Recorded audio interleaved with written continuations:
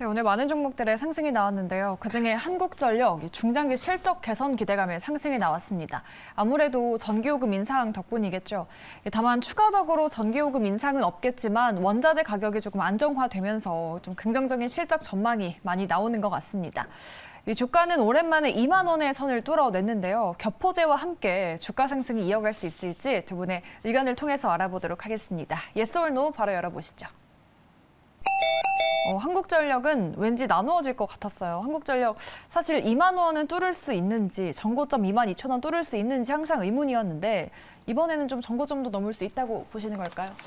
전고점 부근까지는 갈 수 있지 않을까라는 생각입니다. 뚫을 수는 좀 없을 것이다. 그거는 조금 더 봐야 될 것 같아요. 왜냐면 원자재 가격이 네. 계속적으로 이제 하락세를 유지를 하는지를 봐야 되는데 사실상 이제 우리가 기다리고 있는 건 중국에 대한 수요 확대거든요. 네. 근데 만약에 그러한 기조들이 나타나게 되면 뭐 수요 같은 건 좋아지겠지만 뭐 당연하게도 이제 석유화학 제품에 대한 수요가 늘어나다 보니까 유가가 더 높아질 겁니다. 네. 그렇게 되면은 이제 전력비에 대한 또 부담감이 커질 수 있거든요. 그리고 천연가스 부분도 좀 봐야 되는데 사실상 이제 에너지적인 부분이 지금 이 지정학적 리스크 때문에 굉장히 확대가 됐었지만 이게 다 내려왔거든요. 그래서 이전만큼의 좀 부담감이 생기기엔 좀 어렵다라고 보고는 있지만 만약에 그런 변동성까지 좀 잘 지켜봐야 될 것 같고 어쨌든 간에 추가적인 인상은 좀 진행이 돼야 되는데 사실상 이제 기본 물가가 많이 올라와 있는 상황이기 때문에 그것도 조금 더 시간이 걸리지 않을까라는 부분이거든요. 근데 최근에 이제 리포트들이 상당히 좀 많이 나왔는데 리포트에서 일단 중장기적인 실적에 대한 코멘트들이 상당히 좀 좋게 나왔기 때문에 이 부분을 좀 중요시하게 보시면 좋을 것 같고 일단은 S&P라고 이제 이 가격 마진에 좀 핵심으로 작용하는 변수가 있는데 이게 국제 유가에 한 6개월에서 7개월 정도 후행하거든요. 근데 지금 계속적으로 내려와 있는 상태에서 유지가 되고 있기 때문에 이전에 부담들이 좀 해소가 되는 부분에서의 2분기 실적도 예상치보다 좀 상회하지 않을까라는 기대감들이 있습니다. 그래서 그런 것들이 얼마나 가시화되는지를 좀 체크를 해보시면 좋을 것 같고 에너지에 대한 이런 이벤트들이 상당히 많잖아요. 최근에 네. 뭐 원전이라든지 이런 부분이 많기 때문에 연관돼서 사실상 조금 이슈가 되지 않을까라는 관점으로 본다면 이전 고점 라인 부분이죠. 한 22,000원에서 23,000원 라인대에 한 번 정도는 도달할 수 있지 않을까라고 보고 있어서 뭐 지금 시점에서 접근하는 거는 동그라미 의견을 좀 드려보도록 하겠습니다. 네, 전고점 돌파는 지켜봐야겠지만 부근까지는 갈 수 있겠다라고 말씀해 주셨습니다. 한국전력 체크해봤고요. 다음 종목으로 LG전자 보도록 하죠. 이 미래에 대한 장기적인 청사진을 제시했습니다. 매출 100조를 목표로 하겠다고 선포를 했죠. 주가는 약간의 무거운 흐름을 보였지만 그래도 상승으로 마감을 했습니다. LG전자 내일장 주가는 어떤 흐름 보일 수 있을까요? 두 분 다 긍정의 의견을 주셨습니다. 저점 대비해서 많이 올라오긴 했는데 어느 정도까지 좀 밸류를 받을 수 있을까요? 일단 뭐 LG전자가 좀 목표한 금액, 그러니까 매출을 100조까지 하겠다라고 보면은 특히 뭐 중장기적인 성장성에 대해서 오를 들였고요. 아무래도 지금 뭐 LG전자 같은 경우에는 이미지 자체가 가전 쪽에 많이 있잖아요. 네. 뭐 가전하면 LG 이런 맞아요. 게 있다 보니까. 그런데 지금 뭐 청사진 그린 걸 보면은 가전 쪽에서 벗어나서 뭐 모빌리티라든지 전장 쪽에 좀 더 주목하지 않을까라고 보고 있고 특히 LG전자의 주가라든지 매출이 좀 더 올라가기 위해서 첫 번째로 가전 쪽에서의 매출이 좀 더 나와줘야 된다는 점. 그런데 지금 가전 같은 경우는 뭐 TV 같은 경우는 프리미엄 TV가 좀 잘 팔리고 있다고 해도 사실상 TV는 사양 산업입니다. 코로나 기간 때 TV 워낙 많이 샀다 보니까 이 부분에 대해서 성장성이 좀 폭발적으로 나오지 않을 것 같다고 보고 있고 그렇다면 봐야 하는 쪽이 전장 쪽이라고 보고 있는데 전장 같은 경우에 지금 실제로 수치가 나오고 있어요.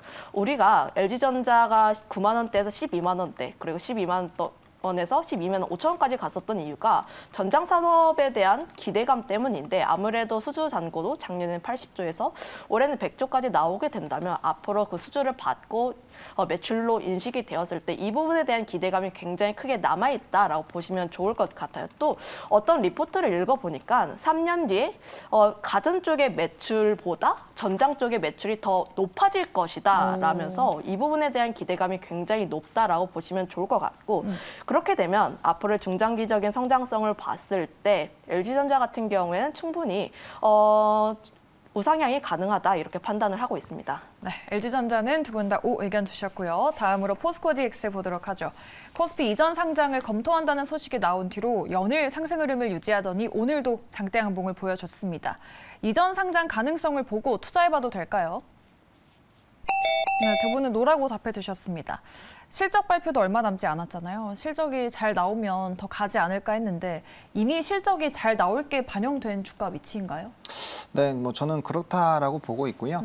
이게 이제 3거래일 동안 연달아 거래량이 엄청나게 나오면서 이제 이전 고점을 뚫어주면서 급등이 나왔거든요. 그래서 뭐 지금보다 추가적으로 한 10에서 15% 정도 오늘 고점까지 쳤을 때 뭐 그 부분까지는 그 부분에서 3만 원 사이까지는 한 번 더 도달이 가능해 보이는데 사실상 현재 시점에서 이제 뭐 보유자 분들께서는 조금 더 보셔도 괜찮을 것 같고 이렇게 고점 라인 부분에서 거래량도 터졌고 이제 이전 상장도 사실상 아직 확정은 아니거든요. 지금 네. 검토 중이기 때문에 어쨌든 그런 부분들에서의 좀 이슈는 이미 어느 정도 좀 반영이 된 것이 아닌가 싶습니다. 그래서 지금 상황에서는 보유자의 영역으로 보시는 게 맞다라고 보고 있고요. 신규 매수를 하시기에는 조금 더 다른 타이밍에 좀 잡아보시는 게 맞지 않을까라는 생각에 X 의견을 좀 드려보도록 하겠습니다. 네, 좋습니다. 종목 예솔도 들어봤고요. 바로 공략주로 넘어가 보도록 하겠습니다.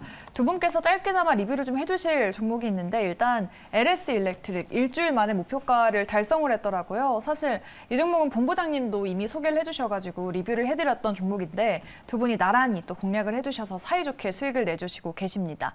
이번에는 팀장님한테 한번 리뷰를 들어볼까요?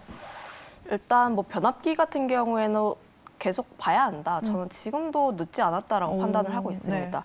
아무래도 지금 뭐 변압기 같은 경우는 실적이 계속 기대가 된다. 특히 상반기보다 하반기보다 내년에 대한 실적이 계속 기대가 되고 있다 보니까 사실상 지금 변압기 슈퍼사이클에 돌입을 한 부분에 대해서 이런 부분에 보게 된다면 저는 지금도 늦지 않았다 이렇게 판단하고 있습니다. 네, 변압기 두 분 다 수익을 내주셨지만 팀장님은 지금도 늦지 않았다라고 말씀해 주셨습니다. 수익 축하드리겠고요.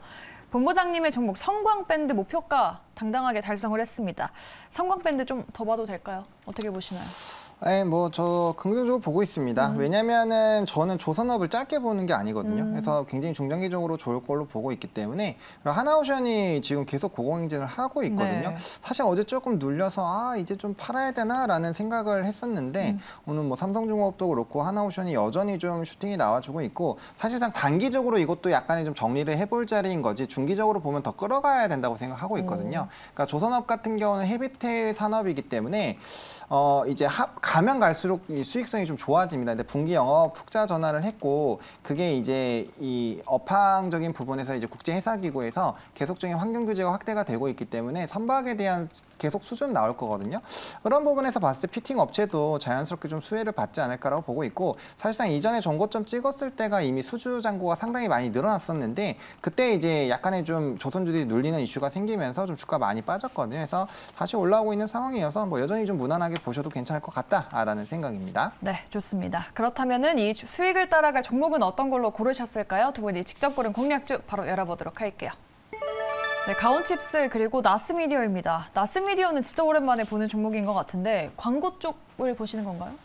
네, 저는 스레드 관련주인가요? 네, 관련주인데 그 중에서 이제 제일 후발 종목 중에 하나입니다. 근데 저는 스레드가 뭐 단연 좀 이슈가 되지 않을까 싶거든요. 지금 이제 1억 명이 넘은 걸로 이슈가 됐는데 뭐 트윗이 지금 한 2억 7, 8천 명 정도 되잖아요. 네. 7, 8억 정도 되는데 인스타그램이 16억 명이 넘거든요. 그래서 4분의 1만 하더라도 트윗 은 그냥 넘어갈 수가 그러네요. 있고요. 그리고 지금 트윗의 트래픽이 상당히 많이 줄었거든요. 그래서 아마 뭐 국내에서 지금 100만 넘은 걸로 전거래를 좀 급등이 나오긴 했습니다만 이게 이제 아직 유럽 지역 출시도 안 했기 때문에 진행이 되면 뭐 단연 이슈가 될 것 같아요. 그래서 이런 좀 급격한 테마가 형성이 된다라고 했을 때 뭐 단연 주가가 상당히 많이 올랐거든요. 네. 그리고 이제 속도도 엄청 빠르죠. 뭐 챗 GTP가 2달 걸렸는데 스레드 같은 경우는 이제 4일, 5일밖에 안 걸렸거든요. 그래서 충분히 좀 이슈가 될 것 같고 되고, 그다음에 이제 본업적인 부분에서 좀 기대가 됩니다. 하반기부터 실적이 본격적으로 좋아질 것으로 예상이 되고 있고요.